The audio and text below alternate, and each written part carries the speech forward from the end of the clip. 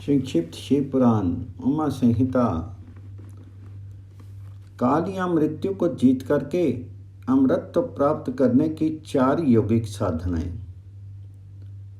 प्राणायाम, भ्रू मध्य में अग्नि का ध्यान, मुख से वायुपान तथा मुड़ी हुई जिह्वा द्वारा गले की घंटी का स्पर्श। पार्थिव बोली, प्रभु यदि आप प्रसन्न हैं तो योगी काम जनित वायु पद को जिस प्रकार प्राप्त होता है वैसा मुझे बताइए। भगवान शिव ने कहा, सुंदरी, पहले मैंने योगियों के हित की कामना से सब कुछ बताया है, जिसके अनुसार योगियों ने काल पर विजय प्राप्त की थी।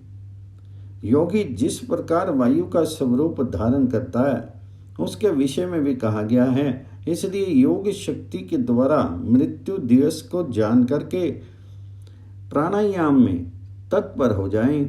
ऐसा करने पर आधे मास में ही वह आए हुए काल को जीत लेता है। हृदय में स्थित हुई प्राण वायु सदा अग्नि को उद्दीप्त करने वाली है। उसे अग्नि का सहायक बताया गया है। ये वायु बाहर और भीतर सर्वत्र व्याप्त और महान है। ज्ञान, विज्ञान और उत्साह सबकी प्रवृत्ति वायु से ही होती है। जिसने यहाँ वायु को जीत लिया उसने इस संपूर्ण जगत पर विजय पा ली। साधक को चाहिए कि वह जरा और मृत्यु को जीतने की इच्छा से सदा धारणा में स्थित रहे, क्योंकि योगपरायण योगी को भली भांति धारणा और ध्यान में तत्पर रहना चाहिए। जैसे लोहार मुख से धोंकनी को फूंक फूंक कर उस वायु के द्वारा अपने सब कार्य को सिद्ध करता है, उसी प्रकार योगी को प्राणायाम का अभ्यास करना चाहिए। प्राणायाम के समय जिसका ध्यान किया जाता है वह आराध्य देव परमेश्वर सहस्त्रों मस्तक, नेत्र, पैर और हाथों से युक्त है तथा समस्त ग्रंथियों को आवृत करके उनसे भी 10 उंगल आगे स्थित है। आदि में व्याहुति और अंत में शिरो मंत्र सहित गायत्री का 3 बार जप करें और प्राणवायु को रोके रहें। प्राणों के इस आयाम का नाम प्राणायाम है। चंद्रमा और सूर्य आदि ग्रह जा जा करके लौट आते हैं, परंतु प्राणायाम पूर्वक ध्यान प्रायण योगी जाने पर आज तक नहीं लौटे हैं, अर्थात मुक्त हो गए। देवी, जो द्विज 100 वर्षों तक तपस्या करके कुशों के अग्रभाग से 1 बूंद जल पीता है, वह जिस फल को पाता है वही ब्राह्मणों को एकमात्र धारणा अथवा प्राणायाम के द्वारा मिल जाता है। जो द्विज सवेरे उठ करके एक प्राणायाम करता है वह अपने संपूर्ण पाप को शीघ्र ही नष्ट कर देता है और ब्रह्मलोक को जाता है। जो आलस्य रहित होकर के सदा एकांत में प्राणायाम करता है वह जरा और मृत्यु को जीत करके वायु के समान गतिशील होकर के आकाश में विचरता है। वह सिद्धों के स्वरूप कांति, मीठा, पराक्रम और शौर्य को प्राप्त कर लेता है। उसकी गति वायु के समान हो जाती है तथा उसे सप्रहनीय सौख्य एवं परम सुख की प्राप्ति होती है। देवेश्वरी, योगी जिस प्रकार वायु से सिद्धि प्राप्त करता है वह सब विधान मैंने बता दिया। अब तेज से जिस तरह वह सिद्धि लाभ करता है उसे भी बता रहा हूं। जहां दूसरे लोगों की बातचीत का कोलाहल ना पहुंच रहा हो, ऐसे शांत एकांत स्थान में अपने सुखद आसन पर बैठ करके चंद्रमा और सूर्य, वाम और दक्षिण नेत्र की कांति से प्रकाशित मध्यवर्ती देश भ्रू मध्य भाग में जो अग्नि का तेज अव्यक्त रूप से प्रकाशित होता है उसे आलस्य रहित योगी दीपक रहित अंधकार पूर्ण स्थान में चिंतन करने पर निश्चय ही देख सकता है। इसमें संशय नहीं है। योगी हाथ की उंगलियों से यत्न पूर्वक दोनों नेत्र को कुछ कुछ दबाए और उनके तारों को देखता हुआ एकाग्र चित्त से आधे मुहूर्त तक उन्हीं का चिंतन करे, तदंतर अंधकार में भी ध्यान करने पर वह उस ईश्वरी ज्योति को देख सकता है। वह ज्योति सफेद, लाल, पीली, काली तथा इंद्रधनुष के समान रंग वाली होती है।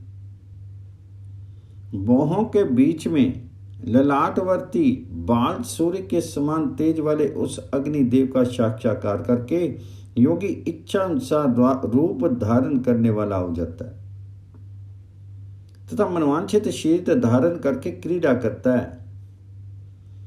वह योगी कारण तत्व को शांत करके उसमें आविष्ट होना, दूसरे के शरीर में प्रवेश करना, अनिमा आदि गुणों को पा लेना, मन से ही सब कुछ देखना, दूर की बातों को सुन लेना और जानना, अदृश्य हो जाना, बहुत से रूप धारण कर लेना तथा आकाश में विचरना इत्यादि सिद्धियों को निरंतर अभ्यास के प्रभाव से प्राप्त कर लेता है।